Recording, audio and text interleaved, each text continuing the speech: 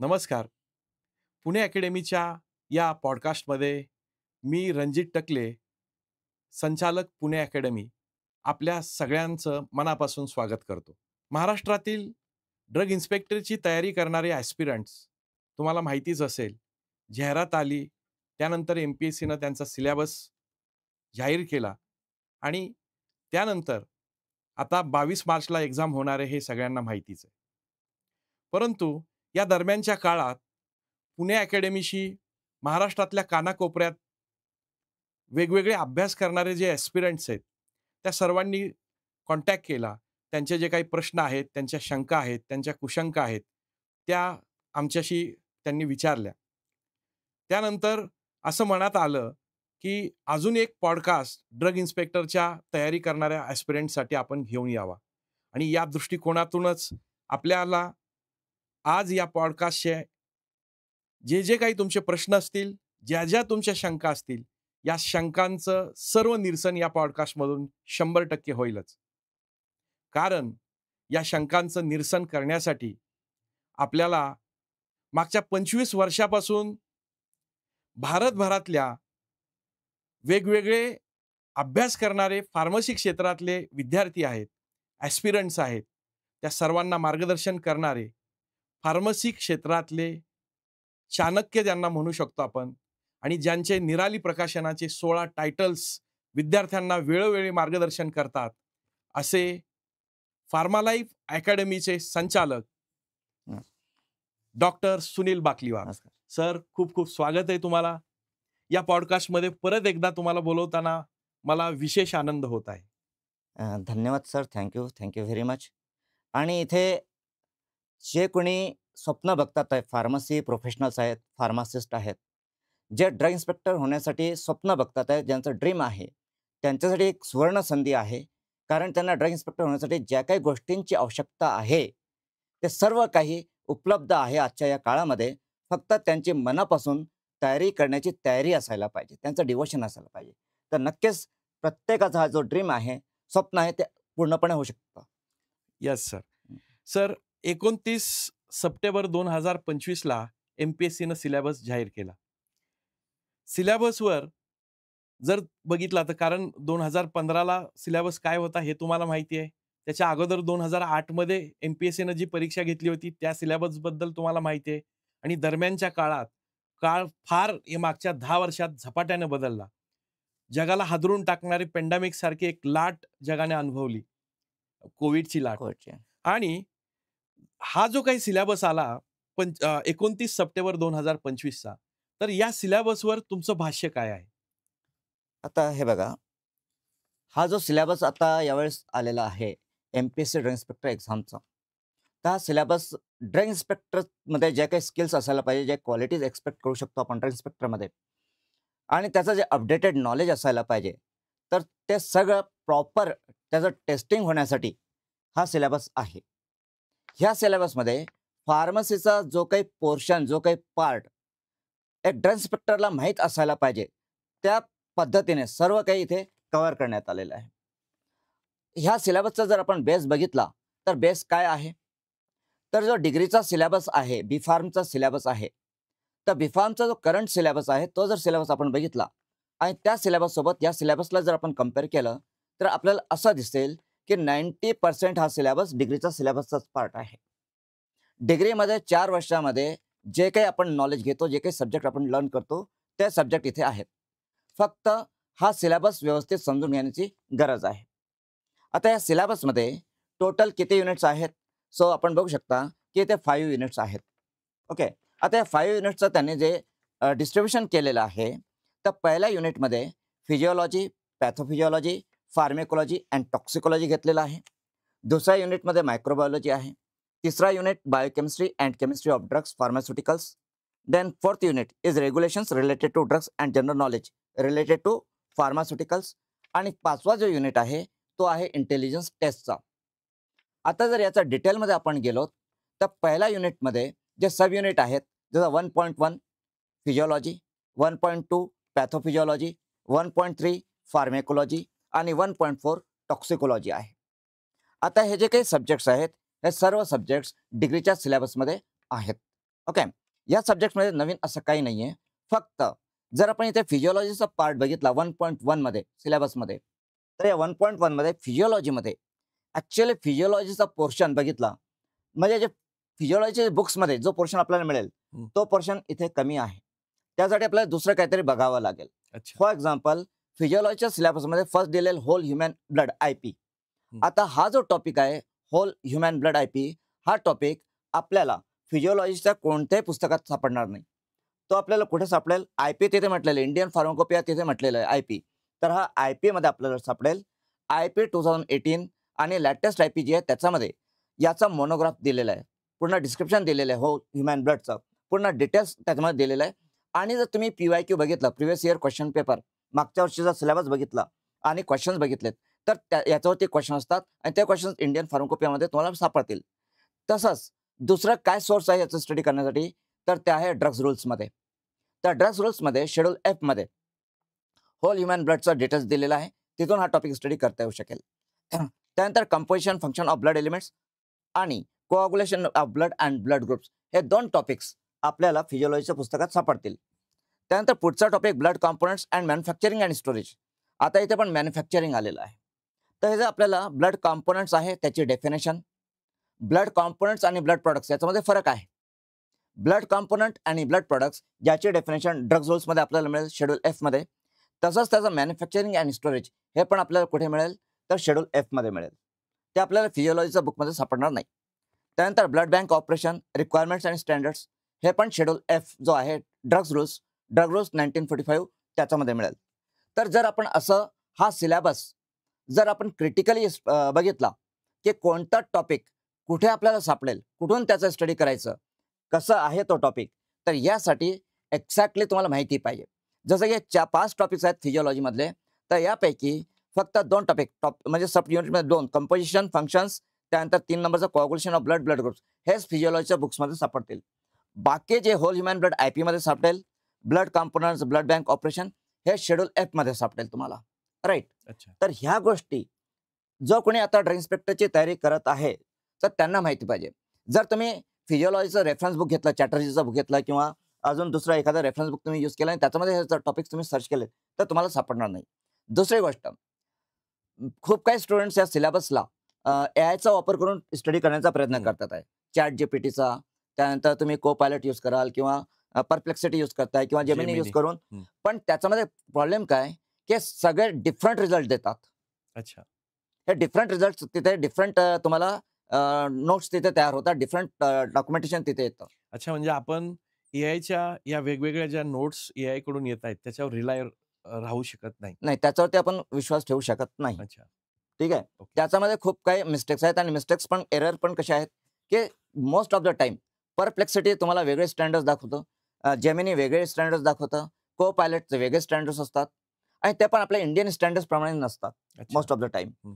So तिथे confusion होण्याचे chances आहेत. मग स्टुडंट्स मन लावून अभ्यास करतोय, तो मन लावून सगळ्या नोट्स काढतोय, तो एआयचा वापर करून सगळ्या नोट्स काढतोय, पण त्या नोट्स चुकीचं असतील तर इथे तज्ञांचं मार्गदर्शन आवश्यक आहे. गायडन्स इथे महत्वाचा आहे, एक्सपिरियन्स महत्वाचा आहे. तर आता इथे जे सिलेबस आपण बघितला, तर फिजिओलॉजीबद्दल मी तुम्हाला पॉईंट सांगितलेत. आता असं प्रत्येक पॉईंट म्हणजे पॅथोफिजिओलॉजीमध्ये STD एड्स आहेत. आता STD म्हटल्यावरती त्याच्यामध्ये सिफिलिस येतं, गनोरिया येतो, HIV येतं, हे सगळे येतात. मग यांचं डिटेल्स पॅथोफिजिओलॉजी स्टडी करायचं आपल्याला. आता HIV आहे, तर HIVचं जे इटिओपॅथोजेनिसिटी आहे ती कशी आहे, इटिओलॉजी कशी आहे, ठीक आहे, पॅथोफिजिओलॉजी कशी आहे, सिफिलिसचं कसं आहे, आपलं गनोरियाचं काय आहे डिटेल्स, ते सगळं आपल्याला इन डिटेल माहिती पाहिजे आणि त्यामध्ये पण अपडेटेड नॉलेज आपल्याला पाहिजे. तर इथे सिलेबसमध्ये पॅथोफिजिओलॉजीमध्ये STD AIDS, hypersensitivity, hepatitis and HBsAg हे 3 टॉपिक्स दिलेले आहेत. राईट. आता इथे हायपर सेन्सिटिव्हिटी, तर types of hypersensitivity, then hepatitis. तर हिपॅटायटिसमध्ये इथे कोणतं हिपॅटायटिस एक्सपेक्टेड आहे, तर इथे व्हायरल हिपॅटायटिस एक्सपेक्टेड आहे. So hepatitis there are many types. Aetiology of hepatitis there are many aetiologies. Like तुम्ही म्हणू शकता की टॉक्सिक ड्रगची टॉक्सिटी असते, ॲडव्हर्स इफेक्ट्स ऑफ ड्रग्स, त्याच्यामुळे पण हिपॅटायटिस होऊ शकतो. अल्कोहोलिझममुळे पण हिपॅटायटिस होऊ शकतो. पण इथे कोणतं हिपॅटायटिस एक्सपेक्टेड आहे, तर इथे व्हायरल हिपॅटायटिस एक्सपेक्टेड आहे. आणि ते का म्हणतो मी, कारण इथे HBsAg दिलेलं आहे. HBsAg that is hepatitis B व्हायरसशी संबंधित आहे. तर इथे हिपॅटायटिसचा स्टडी करताना आपल्याला पर्टिक्युलरली व्हायरस हिपॅटायटिसवरती कॉन्सन्ट्रेट करणं गरजेचं आहे. तर आता इथे ह्या सिलेबसमध्ये असे मेनी पॉईंट्स आहेत, ठीक आहे, की ते आपल्याला दिसताना ब्रॉड वाटतात की खूप वाग आहे, खूप व्हास्ट आहे. पण जर आपण थोडासा लॉजिकली विचार केला तर आपल्या लक्षात येतं की या सिलेबसमधून पर्टिक्युलर तो टॉपिक कसा स्टडी करायचा. ओके, आता इथे जसं की टॉक्सिकोलॉजीमध्ये पण बघा, तर टॉक्सिकोलॉजीमध्ये इथे काय म्हटलेलं आहे, तर sign symptoms and management of CNS drug poisons. आता सीएनएस ड्रग पॉयझन्स हा काय वेगळा टॉपिक आहे का? हा वेगळा टॉपिक नाही, कारण हा वेगळा टॉपिक इन द सेन्स मला असं म्हणायचं आहे की फार्मेकोलॉजीमध्ये सीएनएस ड्रग्ज दिलेले आहेत. सीएनएस ड्रग बघा, फार्मेकोलॉजी 1.3 मध्ये सीएनएस ड्रग्ज आहेत. तर जेव्हा आपण सीएनएस ड्रग्जचं आपण स्टडी करतो, म्हणजे केडी त्रिपाठीमधून करा किंवा मेडिसिनल केमिस्ट्रीच्या बुकमधून करा, तर त्याच्यामध्ये टॉक्सिसिटी सुद्धा कव्हर होतातच. टॉक्सिसिटीमध्ये ॲडव्हर्स इफेक्ट्स आहेत किंवा ओव्हरडोज आहेत, ते पण फार्मेकोलॉजीमध्येच ते कव्हर होऊन जातात, केडी त्रिपाठीमध्येच ते कव्हर होतात. तर अशा प्रकारे हा जो सिलेबस आहे, या सिलेबसचा स्टडी करताना प्रत्येक पॉईंट वाईज कोणता पॉईंट कुठून स्टडी करायचा आणि किती डेप्थमध्ये स्टडी करायचा ते महत्त्वाचं आहे. ओके. सिलेबस आपल्या सर्वांकडे आहे, पण सिलेबसमधून महत्त्वाचं काय, तर कोणता पॉईंट कुठून कसा स्टडी करायचा, किती डेप्थमध्ये स्टडी करायचं आणि किती डेप्थ एक्सपेक्टेड आहे ड्रग इन्स्पेक्टरसाठी, हे महत्त्वाचं आहे. राईट. आता बघा, इथे फार्मेकोलॉजीमध्ये अजून काय दिलेलं आहे, तर केमिस्ट्री आणि सार दिलेलं आहे. सो आपल्याला सगळ्यांना माहिती आहे, जे फार्मसी स्टुडंट्स आहेत त्यांनी फार्मसीचा अभ्यास केलेला आहे, की केमिस्ट्री आणि सार हे टॉपिक मेडिसिनल केमिस्ट्रीचे आहेत, हे फार्मेकोलॉजीमध्ये येत नाही. आता मेडिसिनल केमिस्ट्री आणि फार्मेकोलॉजी यांना सेपरेट करायचं असेल तर फक्त केमिस्ट्रीमध्ये काय असतं, तर सार असतो, जो फार्मेकोलॉजीमध्ये नसतो. म्हणजे इथे त्यांनी फार्मेकोलॉजीच्या अंडरमध्ये जो सिलेबस दिलेला आहे, ॲक्च्युली तो मेडिसिनल केमिस्ट्रीचाच पार्ट आहे असं पण आपण म्हणू शकतो. सिलेबसमध्ये त्यांनी फार्मेकोलॉजी म्हटलेलं आहे, पण इथे त्यांनी केमिस्ट्री आणि सार पण इन्क्लूड केलेलं आहे. तर केमिस्ट्री आणि सार मेडिसिनल केमिस्ट्रीमध्ये कव्हर होतं. बाकीचे टॉपिक्स फार्मेकोलॉजीचे आहेत, पण बाकी जे काही टॉपिक्स फार्मेकोलॉजीचे आहेत ते मेडिसिनल केमिस्ट्रीमध्ये पण आहेत. म्हणजे इथे हा जो टॉपिक आहे 1.3 फार्मेकोलॉजी, याचा स्टडी करताना आपण केडी त्रिपाठी बुक रेफर करू शकतो. तर आपण मेडिसिनल केमिस्ट्रीसाठी फोये किंवा विल्सन गिसवाल्ड सुद्धा आपण स्टडी करू शकतो. सो इथे जो फार्मेकोलॉजीचा पोर्शन दिलेला आहे त्याला विल्सन गिसवाल्ड किंवा फोये किंवा केडी त्रिपाठी हे रेफरन्स बुक्स आहेत. या रेफरन्स बुक्समधून आपण हा फार्मेकोलॉजीचा स्टडी करू शकतो. त्याच्यानंतर इथे जे टॉक्सिकोलॉजी आहे, तर टॉक्सिकोलॉजीमध्ये जिनोटॉक्सिटी, कार्सिनोजेनिसिटी, टेरेटोजेनिसिटी, म्युटाजेनिसिटी आहे. आता इथे हा जो आहे जिनोटॉक्सिटी, कार्सिनोजेनिसिटी, टेरेटोजेनिसिटी, म्युटाजेनिसिटी, हे प्री क्लिनिकल स्टडी आहे. Pre clinical study, animal study. तर जेव्हा आपण क्लिनिकल स्टडीसाठी अप्लाय करतो CDSCOकडे किंवा रेग्युलेटरी ऑथॉरिटीकडे, तर आपल्याला प्री क्लिनिकल डेटा आपल्याला सबमिट करावा लागतो. तर प्री क्लिनिकल डेटा जो आहे जिनोटॉक्सिटी, कार्सिनोजेनिसिटी, तर ह्याचा स्टडीसाठी ज्या गाईडलाईन्स आहेत, तर त्या गाईडलाईन्समध्ये आपल्याला NDCT रूल्स 2019 आहे. NDCT रूल्स 2019 म्हणजे new drugs and clinical trials rules 2019. अच्छा. ते आपल्याला फॉलो करणं गरजेचं आहे CDSCOसाठी. तसंच इंटरनॅशनल असेल, ग्लोबल असेल, तर त्यासाठी ICH गाईडलाईन्स आहेत. ICH guidelines. तर इथे जिनोटॉक्सिटी, कार्सिनोजेनिसिटी, टेरेटोजेनिसिटी, म्युटाजेनिसिटी हे टॉपिक्स आपल्याला ICH गाईडलाईन्समधून, तसंच आपल्याला न्यू ड्रग्स अँड क्लिनिकल ट्रायल्समधून हे टॉपिक्स आपल्याला स्टडी करणं गरजेचं आहे. म्हणजे फक्त जर तुम्ही एखादं टॉक्सिकोलॉजीचं बुक घेतलं किंवा केडी त्रिपाठी घेतलं, त्यातून तुम्ही स्टडी केलं, तर that is not sufficient for this. तसंच इथे नेक्स्ट जो मायक्रोबायोलॉजीचा टॉपिक आहे, तर मायक्रोबायोलॉजीमध्ये sterilisation principles and procedures, aseptic techniques, disinfections, pyrogen and pyrogen testing आहे. आता इथे पायरोजन टेस्टिंग म्हटल्यावरती इथे BT टेस्ट, ओके, म्हणजे आपलं बॅक्टेरियल एंडोटॉक्सिन टेस्ट आहे आणि रॅबिट टेस्ट आहे. Rabbit test that is sham test पण त्याच्यामध्ये आहे.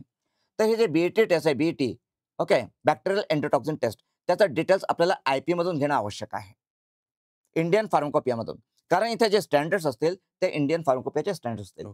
तर असं जर आपण बघितलं तर हा जो सिलेबसचा प्रत्येक एक पॉईंट आणि तो पॉईंट कसा स्टडी करायचा हे आपल्याला समजायला पाहिजे. आणि हे सांगण्यासाठी इथे जर मी प्रत्येक पॉईंट इथे जर मी सांगितलं आपल्याला, तर त्याला आपला खूप वेळ जाईल. राईट. तर हे जे पॉईंट्स आहेत सिलेबस डिस्कशन, तर यासाठी आपल्यासाठी एक वेगळंच आपण एक लेक्चर घेऊया, एक लाईव्ह लेक्चर आपण यासाठी घेऊया. त्याच्यामध्ये या सिलेबसचा प्रत्येक पॉईंट तो कुठून स्टडी करायचा, किती डेप्थमध्ये स्टडी करायचा ते आपण डिस्कस करूया. आणि एक माझ्या मते एक 3-4 लेक्चर्स 3-4 मला वाटतंय की लेक्चर्स तुम्ही घेतलेले सिलेबस डिकोडिंगचे. आपण हां. नवीन पण आपण ॲस्पिरंटसाठी आपण करूयात आणि ते पण जे काही झालेले आहेत YouTubeचे, तर त्याची लिंक आता या डिस्क्रिप्शनमध्ये आम्ही नक्की जे कोणी ॲस्पिरंट्स आहेत त्यांनाही त्याचा फायदा होईल आणि नवीन एखादी तुम्ही जसं सांगताय, एक स्पेशल सिलेबस डिकोडिंगचं जे काही लेक्चर आहे तर ते नक्की आम्ही YouTubeवर महाराष्ट्रातल्या ड्रग इन्स्पेक्टरची तयारी करणाऱ्या ॲस्पिरंटसाठी पुणे अकॅडमीच्या ऑफिशियल चॅनलवरती ड्रॉप करूयात. Okay sir? जरूर, बिलकुल सर. आपण प्लॅन करूया. मे बी आपण कमिंग मंडे, ट्यूसडे किंवा नेक्स्ट वीकमध्ये एक सॅटर्डे, संडेला पण प्लॅन करू ओके त्याप्रमाणे. Sir, okay. सर अत्यंत डेप्थमध्ये तुम्ही सिलेबसचं ॲनालिसिस घेतलं. कारण अ, वेळ तसा पुरला नसता. कारण हं. वेळेची मर्यादा आहे आपल्याला पॉडकास्टमध्ये हे करत असताना. परंतु थोडक्यात जर बघायला गेलं, तर या सिलेबसमधल्या कुठल्या टॉपिकवरती जास्तीत जास्त भर कदाचित परीक्षेमध्ये दिला जाऊ शकतो? तुमचं काय मत आहे याच्यावर? हां. तर आता हा पॉडकास्ट जे कोणी बघताय त्यांनी सिलेबस बघावा. सिलेबसमध्ये जर बघितलं, तर पहिला जो आहे होल ह्युमन ब्लड, राइट? हा पण टॉपिक आपल्याला आपला जो फार्मास्युटिकल ज्युरिस्प्रुडन्स आहे, ड्रग रूल्स, त्याच्यामध्ये हा टॉपिक मिळतो. त्यानंतर ब्लड कंपोनंट्स आहेत, ब्लड बँक आहे. त्याच्यानंतर आपण जर बघितलं म्हणजे जसं टॉक्सिकोलॉजी आहे, तर टॉक्सिकोलॉजीमध्ये जिनोटॉक्सिटी, कार्सिनोजेनिसिटी हा पण टॉपिक आपल्याला फार्मास्युटिकल ज्युरिस्प्रुडन्समध्ये न्यू ड्रग्स क्लिनिकल ट्रायल्स रूल्समध्ये मिळतो, राइट? तसंच इथे जर आपण प्री फॉर्म्युलेशन बघितलं, ठीक आहे. त्यानंतर जर आपण इथे अजून 4 नंबरचा टॉपिक आपला regulations related to drugs and general knowledge related to pharmaceuticals, हा पण फार्मास्युटिकल ज्युरिस्प्रुडन्स रिलेटेड टॉपिक आहे. तर ओव्हरऑल सिलेबस जर आपण बघितला, तर या सिलेबसचा नियर अबाउट 40 to 45% पार्ट, म्हणजे 40% पार्ट आपण म्हणू शकतो, की 40% पार्ट हा फार्मास्युटिकल ज्युरिस्प्रुडन्समध्ये कव्हर होतो. फार्मास्युटिकल ज्युरिस्प्रुडन्समध्येही particularly drugs and cosmetics act 1940 and drugs rules 1945 मध्ये मेजर पार्ट हा कव्हर होतो.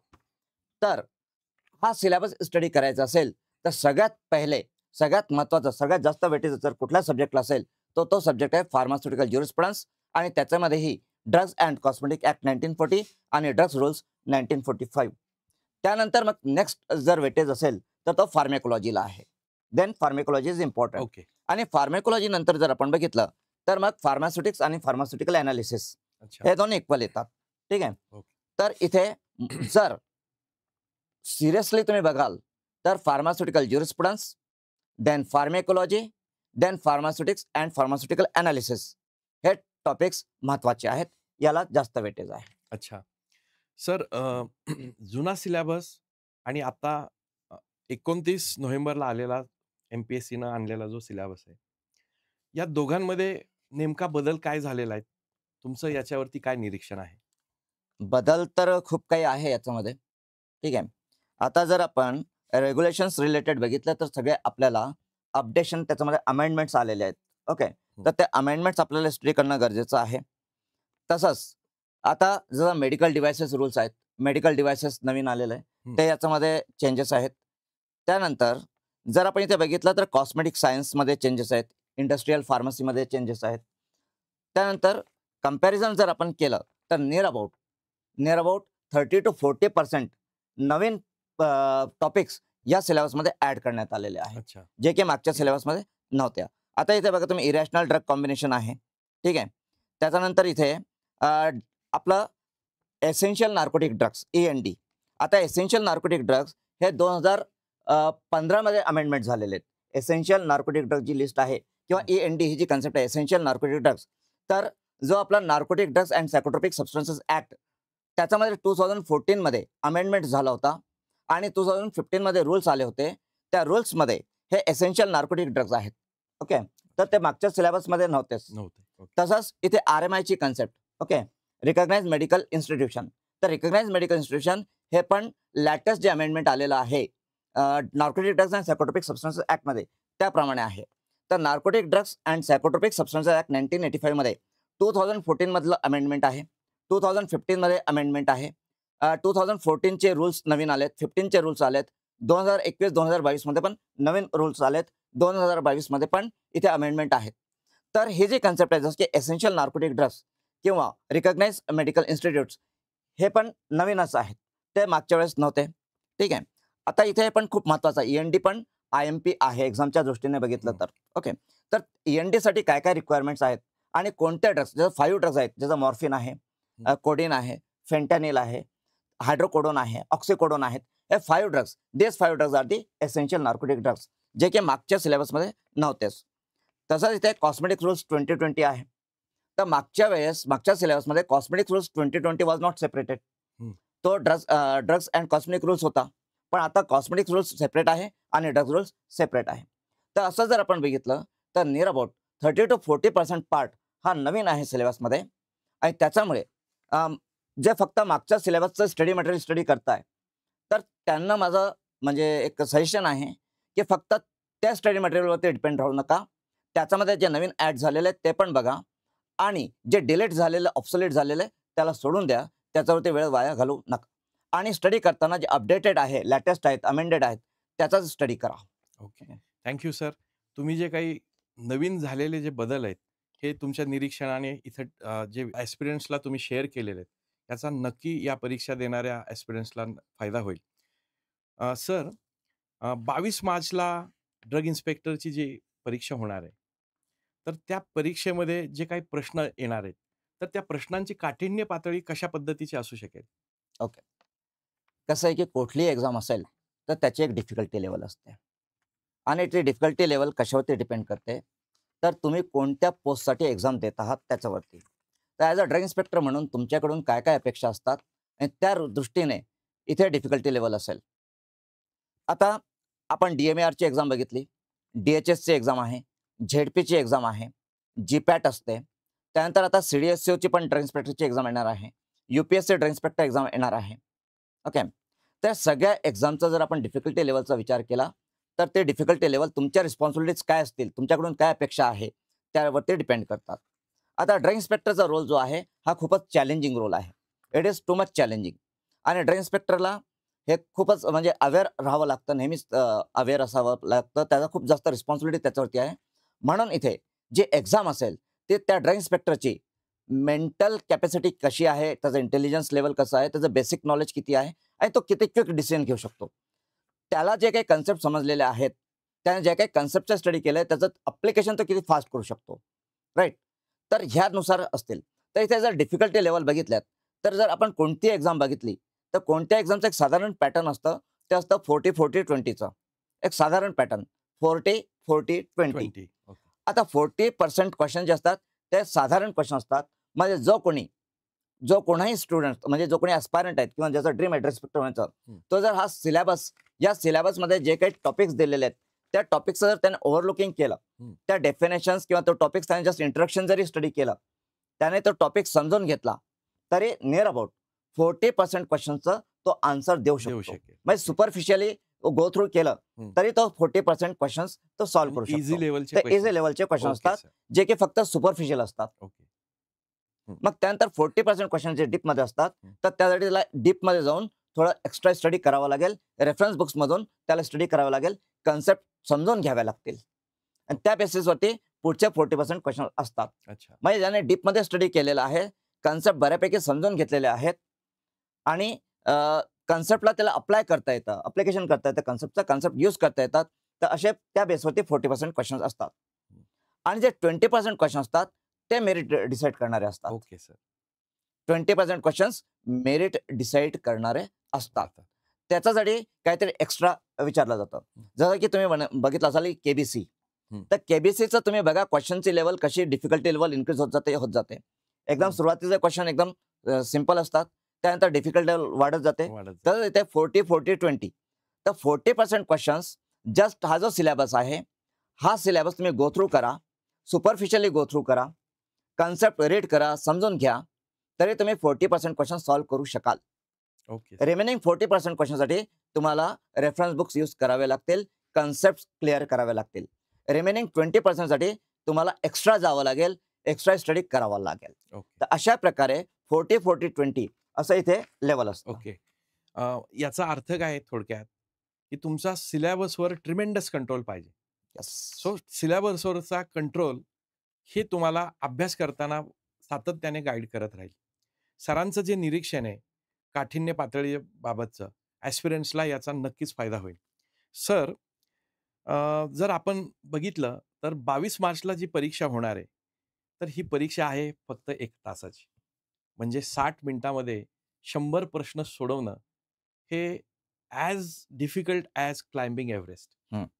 तर याच्या संबंधी वेळेचे नियोजन ॲस्पिरंट्सनी कशा पद्धतीने करायला पाहिजे, याच्याबद्दल मार्गदर्शन करा. हां. सर याच्याबद्दल आम्ही आता एक सर्व्हे केला. अच्छा. म्हणजे आमचे आता जे काही स्टुडंट्स आहेत आपल्या क्लासमध्ये, तर आम्ही त्या स्टुडंट्सना आम्ही काही टेस्ट सॉल्व्ह करायला दिल्यात. जे की सेम म्हणजे जो पॅटर्न आहे आपला एक्झामचा, एम-पी-एस-सी एक्झामचा, ड्रग इन्स्पेक्टर एक्झामचा 60 मिनिट्स 100 एम-सी-क्यूज. तर तसे आम्ही एक 10 टेस्ट आम्ही घेतल्या. हं. तर त्याच्यामध्ये असं लक्षात आलं, की 20 एम-सी-क्यूज कमीत कमी 20% कमीत कमी नियर अबाउट 20 एम-सी-क्यूज असे असतात, की जे तुम्ही 4 मिनिटामध्ये सॉल्व्ह करू शकता. Okay. 4 minutes, only 4 minutes. 20% paper, हं. 20% पेपर तुम्ही फक्त 4 मिनिट्समध्ये म्हणजे सॉल्व्ह वन करू लाइनर असू शकतात. शकतात. हां? One liner. हां, वन लाइनर ज्याला आपण ओके. म्हणू शकतो, हं. की जस्ट तुमच्या बेसिक नॉलेजवरती असतात. म्हणजे 4 मिनिटामध्ये 20 एम-सी-क्यूज तुम्ही सॉल्व्ह करू शकता. त्यानंतर तुमच्याकडे अजून किती वेळ आहे? तर 56 मिनिट्स आहेत. ओके. आता जर या 56 मिनिट्समध्ये हं. तुम्ही 56 क्वेशन्स जरी करेक्टली सॉल्व्ह केलेत, करेक्ट, हं. त्याच्यामध्ये निगेटिव्ह मार्किंग व्हायला नको, हं. तर टोटल तुमचं 76 होऊन जातं. अच्छा. आणि आमचं ऑब्झर्वेशन असं आहे, की 100 पैकी जर तुम्ही 75च्या वरती गेलात, जस्ट 75 जरी तुम्ही आलात, 75च्या जवळपास, तरी तुम्हाला इंटरव्ह्यूचा कॉल येऊ शकतो. अच्छा. कारण 100 पैकी 100 सॉल्व्ह करणारे खूपच रेअरेस्ट कंडिशन आहे ती. कारण 60 मिनिटात 100 क्वेश्चन सॉल्व्ह करणे. इट इज अ रेअर, म्हणजे खूपच टॅलेंटेड असेल कोणी, तर अच्छा. तो करू शकेल. नॉर्मली आम्ही असं ऑब्झर्व्ह केलं, की जो कोणी मोस्ट टॅलेंटेड स्टुडंट असेल, मोस्ट हं. टॅलेंटेड कॅन्डिडेट असेल, खूप बेस्ट त्याचं क्लिअर असेल, तरी तो जास्तीत जास्त 80 पर्यंत जातो. अच्छा. त्याचा वरती जायचं असेल तर मग तिथे कुठेतरी मिस्टेक होतात. निगेटिव्ह मार्किंग तिथे आहे. आहे. तर इथे लक्षात घ्या, पेपर सॉल्व्ह करताना 20% तर तुम्ही 4 मिनिटात सॉल्व्ह करू शकता. 56 मिनिट्समध्ये एका मिनिटाला एक क्वेश्चन तुम्हाला मिळतं. म्हणजे तुम्ही टोटल 75 क्वेश्चन जरी तुम्ही करेक्टली सॉल्व्ह केलेत, तरी तुमचे चान्सेस आहेत. ओके. आता हे कसं झालं, की सुरुवातीला आपल्याला जेव्हा क्रिकेट तुम्ही बघत असाल, क्रिकेट खेळत असाल, तर सुपर ओव्हर्स असतात. हां. राइट. येस. सुपर ओव्हरमध्ये जेवढं बॅटिंग करता येईल करा. म्हणजे जे काही इझिएस्ट क्वेश्चन असतात, नियर अबाउट 20 क्वेश्चन तरी तुम्हाला मिळतील. तर इथे आपण आपल्या टेस्ट आपण कंडक्ट करतो, ऑफलाईन टेस्ट आपण कंडक्ट करतो, ऑनलाईन टेस्ट कंडक्ट करतो आणि आपण ते सर्व्हे करत असतो, की आपले स्टुडंट्स कशाप्रकारे अच्छा. ते टेस्ट देतात आहे, त्यांना किती वेळ त्याला लागतोय. हं. तर आणि बाकीचे पण जे एम-पी-एस-सी एक्झाम ज्यांनी दिलेले आहेत, हं. तर त्यांच्याशी सुद्धा आम्ही डिस्कशन डिस्कस केलेलं केलं. आहे. करेक्ट. ते सर्व्हे आम्ही केलेला आहे हं. आणि त्याच्यावरून आमचा हा अंदाज आहे. हं. तर तुम्ही पण जे कोणी हा व्हिडिओ बघताय आणि जे कोणी तयारी करताय एक्झामसाठी, तुम्ही पण प्रयत्न करून बघा. तुम्ही कुठली तुमचा जर बेस चांगला असेल, हं. तर कोणत्याही एक्झामचा तुम्ही क्वेश्चन पेपर काढा. जी-पॅटचा घ्या किंवा ड्रग इन्स्पेक्टर एक्झामचा घ्या. बघा तुम्हाला त्या पेपरमध्ये कमीत कमी 20 क्वेश्चन असे सापडतील, की तो क्वेश्चन रीड केल्याबरोबर लगेच तुम्ही त्याचं उत्तर देऊ शकाल. अच्छा. म्हणजे एका क्वेश्चनला आन्सर देण्यासाठी तुम्हाला तिथे 20 क्वेश्चन असे असतात, की एका प्रश्नाला उत्तर देण्यासाठी तुम्हाला जास्तीत जास्त 10 सेकंद लागतात. हं. टू 10 सेकंड म्हणजे 20 क्वेश्चनचा आन्सर तुम्ही 200 सेकंड्समध्ये देऊ शकतात. म्हणजे जास्तीत जास्त 4 मिनिटामध्ये. याचा अर्थ ते प्रश्न वाचण्याचा वेग तुमचा आणि सिलेक्शन ऑफ क्वेश्चन महत्त्वाचं ठरणार. सिलेक्शन ऑफ क्वेश्चन महत्त्वाचं ठरेल आणि हं. त्यासाठी तुमचा बेसिक्स किती क्लिअर आहेत. हां. तुम्हाला सिलेबस किती माहिती आहेत. कारण सिलेबसमध्ये जे टॉपिक दिलेले आहेत, हं. त्या टॉपिकच्या बेसवरतीच ते क्वेश्चन असतात. अगदीच. बरोबर. Right. For example, the enzyme inhibited by the aspirin. हं. Enzyme inhibited by aspirin. Aspirin कोणता एन्झाइम इनिबिट करतो? हं. So that is COX-1. हं. किती 1 सेकंड लाईन. लागतात याला उत्तर द्यायला? Yes, yes. राइट. 10 सेकंड पण लागत नाही. अगदीच. तर असे पण क्वेश्चन असतात आणि असे जे क्वेश्चन असतात, तर आपले जे टेस्ट सीरीज आहेत, आपले जे टेस्ट पॅकेजेस आहेत, त्याच्यामध्ये आपण असे क्वेश्चन्स दिलेले आहेत. म्हणजे ह्या पॅटर्नचे आहेतच. हं, हं. आणि महाराष्ट्राचे ड्रग इन्स्पेक्टरचे असेल, UPSC ड्रग इन्स्पेक्टर आहेत, जी-पॅट आहे, या सगळ्यांचा स्टडी करून आपण ती टेस्ट डिझाइन केलेली आहे ओके. आणि त्याप्रमाणे आपण ऑब्झर्वेशन केलेलं, सर्व्हे केलेलं आहे. हं. राइट. आणि तुमच्यापैकी पण जे जी-पॅट वगैरे ज्यांनी दिलेली असेल, त्याला पण हे लक्षात आलेलं असेल. ठीक आहे. सर, या मागच्या एक 2-3 महिन्यामध्ये पण बरेचसे आपले जे काही व्हिडिओज गेले, पॉडकास्ट गेले, काही विद्यार्थ्यांनी असा प्रश्न विचारला होता, की परीक्षा कोणत्या भाषेमध्ये असेल? तर याचं एक शंका मुलांच्या मनामध्ये आहे. नाही, इथे तर लँग्वेज हं. इथे क्लिअरली म्हटलेलं आहे, हं. माध्यम इंग्रजी. हां. तर तर हा एक प्रश्न प्रश्न हां. हां. तर इथे विद्यार्थ्यांना इथे काय म्हटलेलं आहे बघा, हं. विषय व संकेतांक, माध्यम, प्रश्न संख्या, हं. गुण. तर माध्यम इंग्रजी आहे. हां, म्हणजे याचं भाषांतर नसणार आहे. जसं भाषांतर नाही. एम-पी-एस-सीचे इतर जे काही क्वेश्चन पेपर असतात, जसं कंबाईनचं असतं, 2 भाषेमध्ये असतात. तर हे इथं असणार नाही, कारण हा हां, टेक्निकलचा पेपर टेक्निकलचा आहे. आहे. राइट. सो त्या दृष्टिकोनातून जर आपण बघितलं, तर विद्यार्थ्यांनी वेगात क्वेश्चन्स वाचणे, त्यावर ते डिसिजन घेणे, हा सोडवायचा आहे का नाही सोडवायचा आहे. कारण निगेटिव्ह मार्किंग असल्यामुळे सगळेचे सगळे प्रश्न सोडवून चालणार नाही. नाही. कारण आमचाही असाच अनुभव आहे, सरांनी सांगितलेलं, की बरेचसे विद्यार्थी जर अगदी तयारी न करता जर 1 तासाचा पेपर सोडवायला आले, त्यांनी जर क्वेश्चन पेपर सोडवण्याचा सराव नाही केला, तर रेअरली त्यांचे वाचूनच केवळ 60 ते 65 प्रश्न होतात. हं. जर तेवढेच फक्त वाचून झाले, तर मेरिटमध्ये कसे बसणार? कसे बसणार? त्यासाठी क्वेश्चन पेपर जसं सरांनी सांगितलं, तर टेस्ट सीरीज सोडवण्याचा सराव तुमचा व्हायला पाहिजे. तिथून तुम्हाला डिसिजन होईल, त्याची स्ट्रॅटेजी 22 मार्चची तुमची तयार होईल. सर, आज 16 नोव्हेंबर आहे आणि परीक्षा होते 22 मार्चला. जवळपास 4 महिने म्हणजे 125 दिवस आपल्या हातात आहेत. तर या 125 दिवसांमध्ये, या राहिलेल्या वेळेमध्ये परीक्षेची तयारी कशी करावी? त्याच्यासाठीची काही रणनीती तुम्ही सांगू शकाल का विद्यार्थ्यांना? परत ॲस्पिरंट्सला? आपण हं, याच्यासाठी सिलेबसकडे येऊया. हं. कारण आपल्याला जर स्टडी करायचं असेल, रणनीती ठरवायची असेल, 125 दिवस आपल्याकडे आहेत, हं. तर आपल्याला सगळ्यात पहिले सिलेबस बघणं आवश्यक आहे. सिलेबसमध्ये टोटल 5 युनिट्स दिलेले आहेत. 5 युनिट्स आहेत सिलेबसमध्ये. 5 युनिट्स जर तुम्ही एका युनिटला 25 दिवस समजलेत, अच्छा. 25 दिवस कन्सिडर केले, तरी 125 दिवसात तुमचे 5 युनिट आरामशीर कव्हर होतात, कव्हर व्यवस्थित होतील. कव्हर होतात. काहीच प्रॉब्लेम नाहीये. अच्छा. म्हणजे लकीली लकीली असं झालंय, की एक्झामला 4-5 महिने आपल्याला मिळालेले आहेत. आपल्या हातामध्ये सिलेबस पण आहे, आपल्यासमोर डेट पण आहे एक्झामची. हं. तर आता जर तुम्ही जर तुम्ही अभ्यास केला, रोज तुम्ही डिसाईड केलं, की हे 125 म्हणजे 5 युनिट आहेत. हं. 25 दिवसात मला 1 युनिट कंप्लीट करायचं आहे आणि त्याप्रमाणे तुम्ही प्लॅनिंग केलं, तर नक्कीच तुम्ही हा पूर्ण सिलेबस करू शकता. हं. पण महत्त्वाचं काय, हा सिलेबस करताना जर तुम्ही म्हणत असाल, की मी फक्त एआयची मदत घेतो, हं. जेमिनीची मदत घेतो किंवा परप्लेक्सिटीची मदत घेतो आणि त्याप्रमाणे नोट्स तयार करून स्टडी करतो, तर ते नाही व्हायचं. त्यासाठी तुम्हाला इन डिटेल म्हणजे तुम्हाला एक क्वेश्चन पेपरचा पॅटर्न माहिती पाहिजे. किती डेप्थमध्ये जायचं ते पण माहिती पाहिजे. जर इथे आपण सिलेबस बघितला, आता सिलेबसमध्ये म्हटलेलं आहे सपोज QSAR स्टडी आहे केमिस्ट्रीमध्ये, राईट? तर केमिस्ट्रीमध्ये इथे आपल्याला म्हटलेलं आहे केमिस्ट्रीमध्ये आपलं इथे चाललेलं फार्माकोलॉजीमध्येच त्यांनी दिलेलं आहे, की introduction to drug design and combinatorial chemistry. आता इंट्रोडक्शन टू ड्रग डिझायनिंग म्हटल्यावरती ड्रग डिझायनिंगमध्ये CADDची कन्सेप्ट आहे, कम्प्युटर एडेड ड्रग डिझाइन. त्याच्यामध्ये QSARची कन्सेप्ट आहे, क्वांटिटेटिव्ह स्ट्रक्चर ॲक्टिव्हिटी रिलेशनशिप. त्याच्यामध्ये कॉम्बिनेटोरियल केमिस्ट्री आहे. त्याच्यामध्ये HTS आहे, हाय थ्रूपुट स्कॅनिंग. तर आता हा टॉपिक आपण किती डीपमध्ये स्टडी करायचा, त्याच्यावरती कशा प्रकारचे प्रश्न येऊ शकतात. जर हाच एक टॉपिक तुम्ही घेतला, introduction to drug design and combinatorial chemistry, तर त्याच्यावरती माझ्या ज्या नोट्स आहेत, म्हणजे ज्या मी की पॉईंट्स काढलेले आहेत, तर त्या नोट्स 3 पेजेसमध्ये 4 पेजेसमध्ये ते नोट्स आहेत आणि त्याचे MCQs पण आहेत. नियर अबाउट त्याच्यावरती 25 ते 50 MCQs आहेत. हं. पण जर तुम्ही बुक्स बघितलेत, तर ह्या टॉपिकवरती तुम्हाला 30 पेजेसचं पण बुक मिळेल, 300 पेजेसचं पण बुक मिळेल आणि 3000 पेजेसचं पण बुक मिळेल. अच्छा. या एकाच टॉपिकवरती. हं. मग तुम्ही किती डेप्थमध्ये स्टडी कराल? तर इथे हे पण डिसाईड करणं महत्त्वाचं आहे, की टॉपिक स्टडी करताना तो किती डीपमध्ये स्टडी करायला करायचं. पाहिजे. ओके. तर इथे पहिलीच गोष्ट, की तुम्ही सिलेबस हातामध्ये घ्या.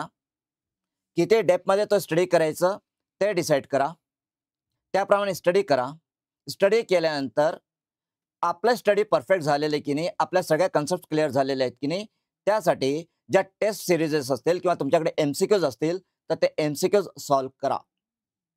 आणि शक्य असल्यास जिथे-जिथे, जेव्हा-जेव्हा शक्य असेल, तेव्हा-तेव्हा जो कोणी अनुभवी व्यक्ती, एक्सपिरियन्स पर्सन, त्या फील्डमधला तज्ञ तुम्हाला जर मिळत असेल, भेटत असेल, तर त्याचं मार्गदर्शन घेत चला. तुमच्या कॉलेजमध्ये तुमचे जे काही lecturers, teachers, professors, experience professors असतील, तर त्यांचं मार्गदर्शन घेत चला. ज्यांनी अशा एक्झाम्स क्वालिफाय केलेल्या आहेत, त्यांचं मार्गदर्शन घेत चला. तर इथे आपल्याकडे सफिशियंट वेळ आहे. आता तुम्ही असं विचाराल, की सर दिवसातून 2 तास अभ्यास करायचा, की 8 तास अभ्यास करायचा, की 12 तास अभ्यास करायचा? आम्ही शेड्यूल कसं डिसाईड करायचं? तर हे शेड्यूल मी सांगू शकत नाही ना. त्यांच्या आता प्रत्येकाचं पर्सनल ते शेड्यूल हां. राहील. आता बघा कसं असतं, की इथे आमच्या क्लासेसमध्ये आता जे आमच्या बॅच कंप्लीट होत आलेली आहे आमची ड्रग हं. इन्स्पेक्टरची बॅच. येस. ओके. तर आमच्या या बॅचेसमध्ये फ्रेशर बी फार्म आहेत ज्यांनी आता एक्झाम दिलेली आहे, जे आता एम फार्म करत आहेत ते पण आहेत. त्यानंतर असिस्टंट प्रोफेसर्स आमच्या बॅचेसमध्ये आहेत. त्यानंतर R&D मध्ये जॉब करणारे आमच्याकडे आहेत, प्रोडक्शनमध्ये जॉब करणारे आहेत, मार्केटिंगमध्ये जॉब करणारे आहेत. तर अशा वेगळे जे आहेत, ज्या फ्रेशर्सपासून तर ज्यांना 10-12 वर्षाचा अनुभव झालेला आहे पीएचडी पर्स्युइंग आणि पीएचडी पर्स्युइंग आणि पीएचडी झालेले पण आमच्या क्लासेसमध्ये आहेत. अगदीच. तर प्रत्येकाचं इंटेलिजंट लेवल, प्रत्येकाची ग्रास्पिंग पॉवर, प्रत्येकाचा नॉलेज, प्रत्येकाचा अनुभव हे वेगवेगळं आहे आणि प्रत्येकाला मिळणारा वेळ पण वेगळा आहे. इथे हाऊसवाईफ पण आहेत. देर आर मेनी हाऊसवाईफ ऑल्सो. तर माझं काय म्हणणं आहे की तुम्ही कुठल्याही लेवलला असाल, तुमच्याकडे किती वेळ असेल, तर तुम्हाला काय करायचं आहे हे तुम्ही डिसाईड करा की तुम्हाला वेळ किती द्यायचा आहे. पण what you should do first, take the syllabus in hand. हातामध्ये सिलेबस घ्या. प्रत्येक जो टॉपिक आहे तो टॉपिक, जसं की होल ह्युमन ब्लड आहे, तर होल ह्युमन ब्लड आपल्याला कोणत्या स्टडी मटेरियलमधून, कोणत्या नोट्समधून, कोणत्या बुकमधून, कोणत्या वेबसाईटवरून, कोणत्या वेब पोर्टलवरून किती डेप्थमध्ये स्टडी करायचं आहे ते डिसाईड करा आणि त्यानंतर त्याचे MCQ सॉल्व्ह करा. आणि असं सगळ्यात पहिले फर्स्ट आपलं जे फार्मास्युटिकल ज्युरिस्प्रुडन्स आहे त्याच्यामध्ये जे ड्रग्स अँड कॉस्मेटिक ॲक्ट 1940 आहे त्याच्यामध्ये ड्रग रूल्स आहेत. आता ड्रग्स रूल्सचे नियर अबाउट 960 पेजेस असतील. 960 पेजेस ड्रग्स रूल्समध्ये आहेत आणि काहीतरी 66-67 पेजेस हे ड्रग्स अँड कॉस्मेटिक ॲक्टचे आहेत. तर हे ॲक्ट आणि रूल्स सगळ्यात पहिले परफेक्टली करून घ्या. ड्रग्स रूल्समधले 966 पानामधून एकही लाईन सोडू नका. एकही लाईन सोडायची नाही. Not a single line. प्रत्येक लाईन समजून घ्या. प्रत्येक लाईन बाय लाईन करा. त्यानंतर drugs and cosmetic act line by line करून घ्या. त्याच्यामध्येच तुमचा नियर अबाउट 40% सिलेबस कव्हर होऊन जातो. 30 to 40% सिलेबस ड्रग्स रूल्समध्येच कव्हर होतो आणि तुमच्याकडे 125 दिवस आहेत. वेळ सफिशियंट. यस. तर तुम्ही असं जर डिसाईड केलं की रोज मी ड्रग्स रूल्सचे 10 पानं करेल, ओके, 10 पेजेस रोज करा, तर एक 90 दिवसामध्ये 900 पानं तुमचे ड्रग्स रूल्सचे होऊन जातात. तर रोज स्टडी करताना ड्रग्स रूल्सचे कमीत कमी 10 पानं, ड्रग्स अँड कॉस्मेटिक ॲक्टचे 1-2 पेजेस हे रोजचं करा, डेली करा, रुटीनली करा आणि त्यानंतर बाकीचं सिलेबस करत राहा आणि त्याचे डेप्थ किती डेप्थमध्ये स्टडी करायचं ते डिसाईड करून. Okay sir. आणखी एक ॲस्पिरंटच्या मनातला असा प्रश्न आहे, फार्मा आणि नॉन फार्मा याचं डिव्हिजन कसं राहील क्वेश्चनचं? किती पर्सेंट फार्मावरती विचारतील, किती पर्सेंट नॉन फार्मावरती विचारतील? तुमचा अंदाज काय याच्याबद्दल? हे बघा, आता आपण असं करूया की हा जो सिलेबस आहे, सिलेबसमध्ये 5 युनिट्स आर देअर. तर आपण प्रत्येक युनिटला इक्वल असं आपण कन्सिडर केलं, ठीक आहे. तर 20% आपण कन्सिडर केलं तर आपल्याला जो नॉन फार्माचा पोर्शन आहे ज्याच्यामध्ये फक्त इंटेलिजन्स टेस्ट इथे आता दिलेला आहे. तर इथे जर आपण बघितलं तर आपले जे ऍक्ट आहेत, ठीक आहे, जसं की आपलं राईट टू इन्फॉर्मेशन ऍक्ट आहे, इंटेलेक्च्युअल प्रॉपर्टी राईट्स आहेत, कंझ्युमर प्रोटेक्शन ऍक्ट आहे, बरोबर, हे पण आहेत. तर याच्यावरती आपण जर बघितलं तर एक 20% पार्ट क्वेश्चन्स याच्यावरती असू शकतो. म्हणजे नॉन फार्मामध्ये इथे आपण फक्त इंटेलिजन्स टेस्ट असं कन्सिडर करत नाहीये, तर आपण इथे IPR ते पण नॉन फार्मामध्ये कन्सिडर करतोय. IPR, RTI आणि कंझ्युमर प्रोटेक्शन हे सगळं कन्सिडर केलं तर 20% त्याच्यामध्ये असू शकतात. बाकी 80% मध्ये पण मॅक्सिमम जरी 20-20 पकडलं तरी फार्मास्युटिकल ज्युरिस्प्रुडन्स महत्वाचा आहे, कारण तो फक्त युनिट 4 मध्ये आहे असं नाहीये. तो युनिट 1 मध्ये पण आहे, तो युनिट 2 मध्ये पण येतो, युनिट 3 मध्ये पण येतो, सगळीकडे तो विखुरलेला आहे. Pharmaceutical jurisprudence, drugs rules, new drugs and clinical trial सगळीकडे विखुरलेला आहे, पसरलेला आहे, तो सगळीकडेच आहेत. तर त्याच्यावरतीच जास्त वेळ असू शकतं. फार्मेकोलॉजी पण तसंच आहे. ओके. आणि त्याच्यानंतर आता इथे एक अजून टॉपिक असं आलेलं आहे केमिस्ट्रीमध्ये की सिंथेसिस ऑफ अँटीबायोटिक्स. आता सिंथेसिस ऑफ अँटीबायोटिक्स तर फक्त सिंथेसिस ऑफ अँटीबायोटिक्स दिलेलं आहे. मग किती अँटीबायोटिक्सचं सिंथेसिस करायचं? पेनिसिलिन, स्ट्रेप्टोमायसिन, टेट्रासायक्लिन, अमायनोग्लायकोसाइड्स, किती अँटीबायोटिक्सचं सिंथेसिस कराल तुम्ही? ते कसं शक्य आहे? तर असे जे टॉपिक असतात सिंथेसिस ऑफ अँटीबायोटिक्स सारखं जसं त्यांनी भाग दिलेला आहे, तर यासाठी आपल्याकडे गाईडलाईन असायला पाहिजे. आता ही गाईडलाईन काय असेल आपली? तर डिग्रीचा सिलेबस. ओके. आता सिंथेसिस ऑफ अँटीबायोटिक्स बघायचं असेल तर सगळ्याच अँटीबायोटिक सिंथेसिस आपण नाही करणार. डिग्रीच्या सिलेबसमध्ये कोणतं सिंथेसिस दिलेलं आहे ते बघा. तर डिग्रीच्या सिलेबसमध्ये क्लोरॅमफेनिकॉलचं सिंथेसिस दिलेलं आहे, सिंथेसिस ऑफ क्लोरॅमफेनिकॉल अँटीबायोटिक्समध्ये. तर इथे तो एक करा. बाकीचे सिंथेसिस जर तुम्ही तुमचा बेस चांगला असेल तर ट्रायल अँड एरर म्हणजे ट्राय करून बघा, आलं तर आलं. तर इथे याला किती वेळ द्यायचा मग सिंथेसिस ऑफ अँटिबायोटिक्सला स्टडी करताना? तर असे जे टॉपिक असतात त्याला कमीत कमी वेळ द्या. ओके. असे टॉपिक्स जे की खूप वाग आहेत, व्हास्ट आहेत, क्लॅरिटी नाहीये, त्याला कमीत कमी वेळ द्या. आणि जिथे क्लॅरिटी आहे की याच्यावरती क्वेश्चन असणारच, त्याला मॅक्सिमम वेळ द्या. मॅक्सिमम वेळ आणि द्या. त्याच्यामधला एक टॉपिक म्हणजे drugs rules. Okay. Okay. Okay. Sir, हं. महाराष्ट्रात तसेच महाराष्ट्राच्या बाहेरूनही मागच्या काही बॅचमध्ये आपले ॲस्पिरंट्स आपल्याशी जोडले गेलेले. तर अजूनही जे वेगवेगळ्या कानाकोपऱ्यात तयारी करतायत. बऱ्याचशा विद्यार्थ्यांशी बोलल्यानंतर हे जाणवतं काही YouTubeवरून लेक्चर्स बघून करतायत, काही पुस्तके वाचून करतायत आणि आता भांबवलेल्या स्थितीमध्ये. तर असे जे काही ॲस्पिरंट्स आहेत, राहिलेल्या 125 दिवसामध्ये ते जे तयारी करू इच्छित आहेत, तर त्यांना आपण कशा पद्धतीने मार्गदर्शन करू शकता? हां. आता हे बघा, आपला मागचा पॉडकास्ट झाला होता. हं. आणि मागचा पॉडकास्ट झाल्यानंतर कमीत कमी 30,000 लोकांपर्यंत पोहोचलं मला पोहोचलात. वाटतं. राइट, 30,000 पर्यंत पोहोचलेलं आहे. आणि त्या 30,000 लोकांपर्यंत पोहोचल्यानंतर खूप काही जे ॲस्पायरंट्स आहेत किंवा ज्यांचं ड्रीम एंट्रन्स व्हायचं, त्यांनी आपल्याला संपर्क केला होता. तुम्हाला हं. पण केलेला आहे आणि मला पण संपर्क अगदीच, केला. अगदीच. तर त्यांच्यासाठी आपण काही प्रोग्राम्स आपण रन केलेत. अच्छा. तर कसं आहे की आपले हे प्रोग्राम आता जे बॅचेस आपल्या होत्या, जे प्रोग्राम्स होते, तर ते आता कंप्लीट होत आलेलं आहे. हं. म्हणजे आपली एक बॅच जी आहे ड्रग इन्स्पेक्टरसाठी, हं. ती फास्ट ट्रॅक रिव्हिजन बॅच होती, ती कंप्लीट होत आलेली आहे. हं. तर इथे आपण काय करतो की स्टुडंट्सला आता हा जो सिलेबस आहे, तर ह्या सिलेबसप्रमाणे जे सगळे टॉपिक्स आहेत, ईच अँड एव्हरी पॉइंट 100% सिलेबसचा प्रत्येक पॉइंट, तो पॉइंट आपण एक्सप्लेन करतो. ते कन्सेप्ट आपण एक्सप्लेन करतो. त्याच्यामधले जे की पॉइंट्स आहेत, ते की पॉइंट्स एक्सप्लेन करतो. स्टुडंट्सकडून करून घेतो आणि त्याच्या सगळ्या नोट्स आपण स्टुडंट्सला देतो आणि त्याचे MCQs पण देतो. तर इथे आपल्या 2 प्रकारच्या बॅचेस आपण रन करतो. 2 प्रकारे आपण मार्गदर्शन करतोय. हं. एक तर आपण इथे काय करतोय, तर एक फास्ट ट्रॅक रिव्हिजन बॅच, म्हणजे ज्यांचा बेस एकदम क्लिअर आहे, परफेक्ट आहे, राइट. ज्यांनी डिग्रीमध्ये अभ्यास केलेला होता, ज्यांनी डीपमध्ये अभ्यास केलेला होता, फक्त वन नाईट स्टडी केलेलं नव्हतं, डीपमध्ये अभ्यास करून आणि GPAT सारखी एक्झाम क्वालिफाय केली होती, तर त्यांच्यासाठी ही बॅच एकदम सुटेबल आहे, फास्ट की track revision fast track revision batch, ज्याच्यामध्ये हा पूर्ण सिलेबस आपण डिस्कस कव्हर करतो आणि याची रिव्हिजन करून घेतो. जे की पॉइंट्स आहेत, की पॉइंटची आपण रिव्हिजन करतो आणि मार्गदर्शन करतो, की किती डेप्थमध्ये ते अभ्यास करायला पाहिजे. अगदी. म्हणजे आपला जे काही अनुभव आहे, त्या अनुभवाप्रमाणे आपण त्यांना मार्गदर्शन करतो. आणि ज्यांना असं वाटतंय, की माझा हा सब्जेक्ट वीक होता, मी डिग्रीमध्ये असताना स्टडी केलेला नाही, फॉर एक्झाम्पल फार्मास्युटिकल ज्युरिस्प्रुडन्स असेल किंवा फार्मेकोलॉजी असेल, तर त्यांसाठी आपण specially pharmaceutical jurisprudence for drug inspector exam, pharmacology for drug inspector exam, अशा पण आपण बॅचेस चालवतोच आहे. हं. तर ज्यांना आपल्या मदतीची गरज आहे, ज्यांना आपल्या मार्गदर्शनाची गरज आहे, ज्यांना आपला सपोर्ट हवाय, हं. ते आपल्याशी संपर्क साधू शकतात, हं. आपल्या कॉन्टॅक्टमध्ये येऊ शकतात आणि शक्यतो जेवढी काही आपल्याकडून शक्यतो सपोर्ट होऊ शकेल, हं. तेवढा आपण त्यांना करण्याचा प्रयत्न करतो.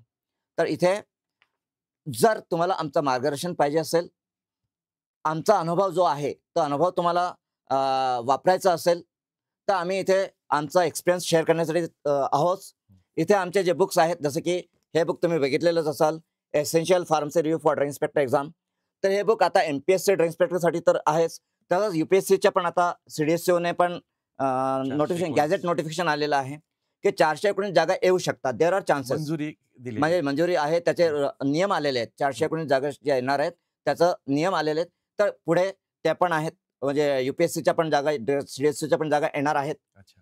तर त्यासाठी पण हे पुस्तक आहे. तर आमचा अनुभव जो आहे 20-23 वर्षाचा अनुभव, ते सगळा अनुभव आम्ही या पुस्तकामध्ये घेत टाकलेला आहे. तर आमचं हे पुस्तक सुद्धा तुम्हाला मार्गदर्शन करू शकतं. अगदीच. तसंच आता CREMची पण आलेली आहे, आले. RRBचं पण आहे. तर त्यासाठी पण आमचं हे पुस्तक आहे, फार्मासिस्ट रिक्रुटमेंट एक्झाम. तर ह्या एक्झामसाठी पण जर तुम्हाला आमचं मार्गदर्शन पाहिजे असेल, तर आमची पुस्तकं आहेत. पुस्तकाच्या स्वरूपात आम्ही तुम्हाला मार्गदर्शन करायला तयार आहोत. आमचे ॲप्स आहेत, आमच्या वेबसाईट्स आहेत आणि आम्ही स्वतः पण आहोत. अगदीच. तर आमचा जो काही अनुभव आहे, आमचं जे काही स्पेशालिटी आहे, ते आम्ही तुमच्याशी शेअर करायला तयार आहोत. तुम्ही आम्हाला अप्रोच करा. हं. तुम्ही आमच्यापर्यंत पोहोचा. आमच्याकडून तुम्हाला जे काही सपोर्ट करता येईल ते आम्ही करू. सिलेबसमध्ये जो काही सिलेबसचा प्रत्येक पॉइंट, तो आम्ही तुम्हाला कसं स्टडी करायचं, त्याच्याबद्दल आम्हाला जे काही माहिती आहे किंवा जे काही आम्हाला वाटतं, ते सगळं आम्ही तुमच्यापर्यंत पोहोचवू. नक्कीच. अ, जे कोणी ॲस्पिरंट्स ज्यांना आमच्याशी संपर्क करायचा आहे, त्यांनी खाली जो नंबर स्क्रोल होतोय, तर त्या नंबरवरती तुम्ही संपर्क करा. आमच्या वेगवेगळ्या ज्या लिंक्स आहेत, त्या डिस्क्रिप्शनमध्ये आम्ही सोडलेल्या आहेतच. पण त्याचबरोबर आणखी एक गोष्ट तुमच्याशी शेअर करायला मला आवडेल. आम्ही संजीवनी ड्रग इन्स्पेक्टर बॅच 2025 जी आम्ही ऑगस्टमध्ये सुरू केली होती, ती बॅच आता जवळपास पूर्णत्वाला आलेली आहे. फार्मा आणि नॉन फार्मा संपूर्णपणे त्याच्यामध्ये कव्हर झालेलं आहे. सो आणखी विद्यार्थ्यांचा काही आग्रह आला, त्या आग्रहाखातर संजीवनी 2.0 ड्रग इन्स्पेक्टरची दुसरी जी बॅच आहे, ती बॅच आम्ही 20 तारखेपासून सुरू करतोय, 20 नोव्हेंबरपासून. 20 नोव्हेंबर ते 20 मार्च साधारणपणे 4 महिन्याच्या कालखंडामध्ये ही बॅच असणार आहे आणि या बॅचमध्ये फार्मा प्लस नॉन फार्मा अगदी तुमचे सगळे डाउट्स त्याच्यामध्ये कव्हर केले जातील. सिलेबसप्रमाणे संपूर्णपणे तुम्हाला गाईड केलं जाईल. डेली प्रॅक्टिस टेस्ट तुमच्यासाठी असतील. कॉम्बो टेस्ट वीकेंडला असतील. त्याचबरोबर या बॅचबरोबर आम्ही सरांचं हे जे पुस्तक आहे, जे सरांनी दाखवलेलं आहे, हे पुस्तक तुम्हाला ते एक स्टडी मटेरियल म्हणून त्याच कोर्समध्ये तुम्हाला मिळणार आहे फ्रीमध्ये. त्याचबरोबर पी-डी-एफ नोट्स आमच्या तुम्हाला उपलब्ध होतील आणि विशेष गोष्ट या बॅचमध्ये आम्ही 5 कॉम्प्रिहेन्सिव्ह टेस्ट तुम्हाला देणार आहोत. सो ह्या 5 कॉम्प्रिहेन्सिव्ह टेस्ट ज्या असणार आहेत 100 एम-सी-क्यूच्या, त्यात फार्मा प्लस नॉन फार्मा, डी-आयची जी एक्झाम होणार आहे, त्याच धर्तीवरती ही टेस्ट डिझाइन करण्यात येणार आहे आणि या एक्झाम देऊन तुम्हाला 60 मिनिटामध्ये 100 प्रश्न सोडवण्याचं योग्य नियोजन, कशा पद्धतीने स्ट्रॅटेजी तुम्ही 22 मार्चसाठी तयार करायची आहे. तर या 5 टेस्टमधून तुमची ती नक्की क्लिअर होईल. सो आमच्याशी जोडले जा आणि आमच्या कॉन्टॅक्टमध्ये या. आमचा नंबर तुम्हाला दिसत असेल आणि या संपूर्ण पॉडकास्टमध्ये सरांनी अत्यंत मुद्देसूदपणे संपूर्ण सिलेबसचं डिकोडिंग केलेलं आहे आणि तुमचे जे काही डाउट्स आहे किंवा या सिलेबसबद्दल जे काही प्रश्न असतील, कुठे जास्तीत जास्त वेटेज द्यायला पाहिजे, कोणते टॉपिक महत्त्वाचे, कशा पद्धतीने अभ्यास करावा, 125 दिवसाची स्ट्रॅटेजी काय असावी? मला असं वाटतंय, की तुमच्या सगळ्या प्रश्नांची उत्तरं डॉक्टर सुनील बाकलीवाल सरांनी तुम्हाला हं, दिली हं. असतील. सो सर, खूप खूप धन्यवाद. पुन्हा हं, एकदा हं. तुम्ही ॲस्पिरंटसाठी वेळात वेळ काढलेला आहे आणि त्यांना मार्गदर्शन केलेलं आहे. आणि मला असं वाटतंय, की 22 मार्चच्या दृष्टिकोनातून तयारीसाठी नक्कीच पुरेसा वेळ आहे. तुम्ही मन लावून तयारी करा. जिथे मदत लागते, तिथे आमची संपूर्ण टीम, आमची संपूर्ण पुणे अकॅडमीची टीम आहे, ती तुमच्यासाठी धावून येईल आणि तुम्हाला मदत करेल. फक्त तुमच्या बाजूने कष्ट घ्यायची तयारी पाहिजे. मार्गदर्शन आमचं असेल आणि येणाऱ्या 22 मार्चच्या परीक्षेमध्ये ती एक्झाम तुम्हाला सोपी जाईल आणि इंटरव्ह्यूसाठी पण तुम्ही आमच्याकडे मार्गदर्शनासाठी याल. ही अपेक्षा मी ठेवतो आणि हा पॉडकास्टमध्ये तुमच्या सर्वांची रजा घेतो. खूप खूप धन्यवाद. धन्यवाद. डॉक्टर सुनील सर, तुम्ही आलात. मनापासून तुमचे आभार आणि याच पद्धतीने आपण येणाऱ्या काळात पण वेगवेगळ्या यू-पी-एस-सीच्या सी-डी-एस-सी-ओच्या ज्या काही एक्झाम्स होतात, तर एम्सच्या काही एक्झाम्स होणार आहेत. यासाठी पण मार्गदर्शन कराल, ही अपेक्षा व्यक्त करतो आणि तुम्हा सर्वांची रजा घेतो. खूप खूप धन्यवाद. धन्यवाद सर. Thank you. धन्यवाद. Thank you.